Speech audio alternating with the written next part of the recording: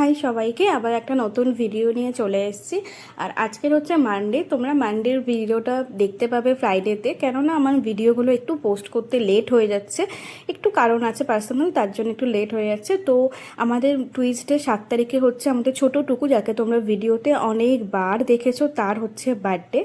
তো বার্থডে, আর তার জন্য আমরা গিফট নিতে এসেছি। তো এটা একটা গিফট শপ। এখানে হচ্ছে বাচ্চাদের মানে কি বলবো, মানে যত রকমের ভ্যারাইটিস থাকে, যত খেলনা থেকে শুরু করে, যত অ্যাক্টিভিটি গেম থেকে শুরু করে সমস্ত কিছু, মানে যত রকমের ভ্যারাইটি থাকে সব কিছু ভ্যারাইটি তুমি এখানে পেয়ে যাবে। তো এখানে আমরা অনেকক্ষণ দেখার পরে আমাদের এই অ্যাকচুয়ালি ওর মামার অ্যাকচুয়ালি রিমোটের প্লেনটা খুব পছন্দ হয়ে গেল। তো এটাই আমরা নিয়ে নিলাম, এটাকেও গিফট প্যাক করছিলাম।